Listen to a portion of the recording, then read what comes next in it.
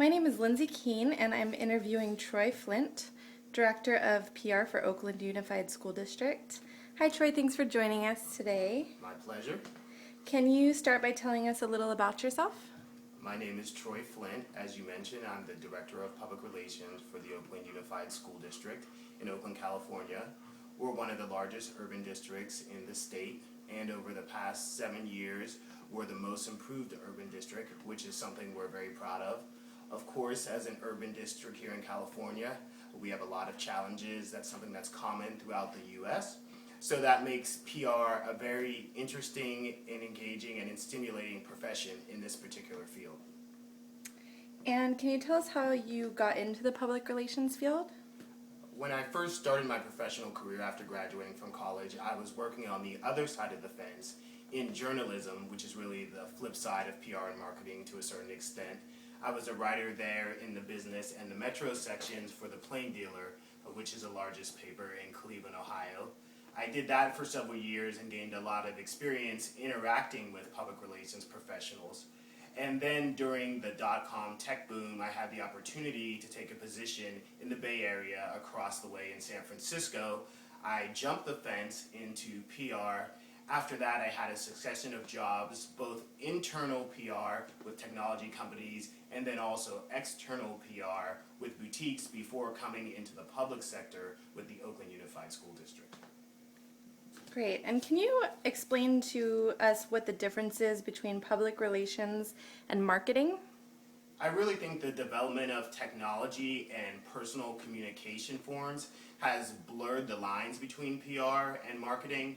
But I think marketing is more explicitly salesmanship, whereas public relations is about establishing relationships in a more personal way, attending to problematic issues which may pop up, addressing those, smoothing those over, working more explicitly with the press on media relations.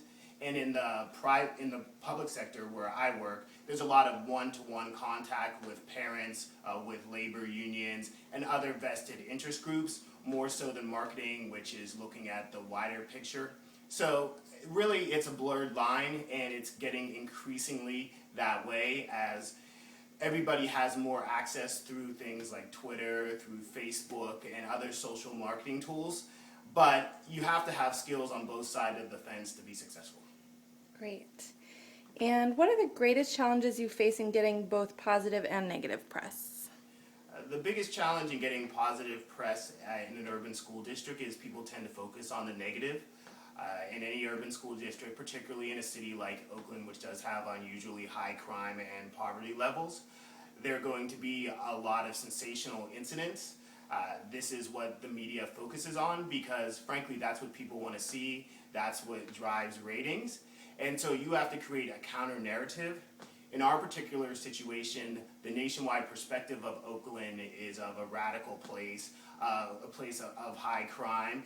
And so the media gravitates toward that because it's easier to develop a story which fits into the pre-existing narrative than it is to convince people of a new counter narrative you have to create. So our job is to create that counter narrative, and while you still have to work through the traditional media, the most effective way to do it is to create your own communications vehicles. That's really the great advantage of social media and also of the fact that the ability to produce video on a personal level or for a small business or underfunded organization like a government agency is so much easier right now. You want to disintermediate the press to the extent possible and tell your own story as opposed to the warped lens that they sometimes want to use. So while you still obviously have to cater to the mainstream media, they are the largest communication force. To the extent possible, you need to develop direct channels of communication to your consumer, which in our case is the parent. Great. And how have the experiences that you've had during your career, how have they influenced the way that you now do your job? Well, probably the biggest influence that I had was at the beginning of my career when I was working as a journalist. I have an idea because of that background what journalists want, what practices are annoying to them and will turn them off, how to use a soft sell, particularly with a veteran journalist who's likely to be jaded and put off by that approach. Also, my experiences in the private sector have let me know about some tools that maybe people in the public sector aren't using as much. I think a lot of my peers regard me as being fairly adept with social media, and I gained some of those skills because of my background in the private sector, where you have a little bit more resources and perhaps there's some more creativity. You have younger people constantly coming into the workforce on a greater level than in the public sector, where the baby boomers have been sitting on most of the jobs for a couple decades now. And so I'm able to bring some of that fresh thinking into the public sector. Great. And what are the best ways that you suggest for getting press for a small business with limited resources? Again, I can't emphasize enough direct communication. Obviously, you make the pitches to the mainstream media, the local TV stations, the major daily if you're in a large city. But I really think you want to leverage sites like Yelp as much as you can. You want to leverage blogs as much as you can. The thing you have to realize about a public relations professional is you are seen as a gun for hire. People realize you have a vested interest in promoting the company more or less regardless of what happens. So to the extent that you can get third parties who have no vested interest to speak on your behalf, whether it's on Facebook, whether it's through Twitter, whether it's through Yelp, whether it's through their own reviews, whether it's through small local blogs that have a high level of integrity and respect in particular communities, I think that's something that you really need to pursue. That's a great building block that you can leverage to get more visibility, and then through that gain the attention of the larger media forums.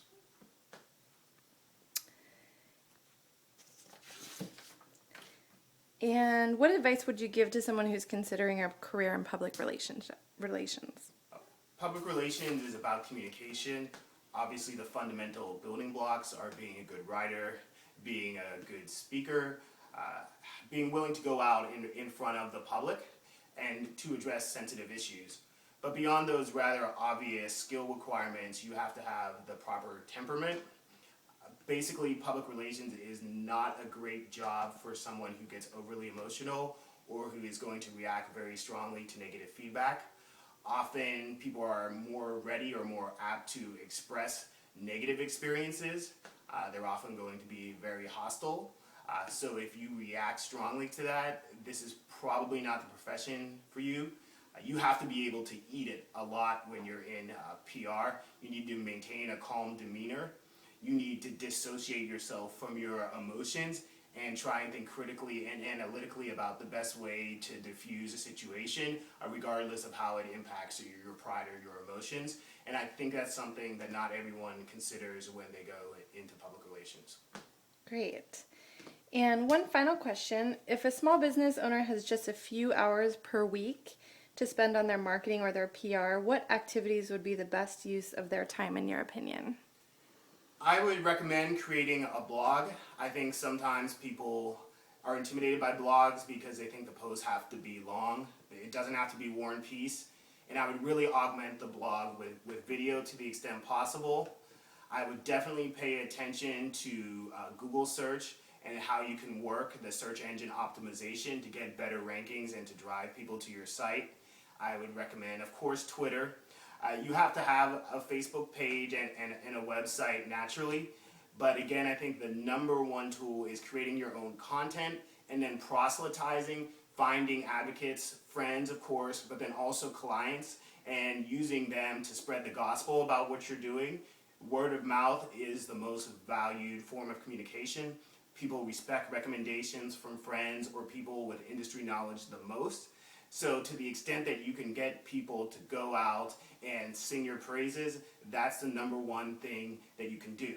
Now, what form that's going to take depends on your social circle. Different circles are going to be more technology adept, or technology is going to be more integrated into their life, depending on different things like geography, class, race, and personal temperament. And you need to evaluate that according to the business and your particular target market to see which one is best for you. But the underlying principle is that you need to develop your own content and your own advocates, as opposed to relying on the media to come riding in as a white knight and save your business. Great. Well, thank you so much for your time with us today. No problem. I'm happy to do this. Great. Thank you.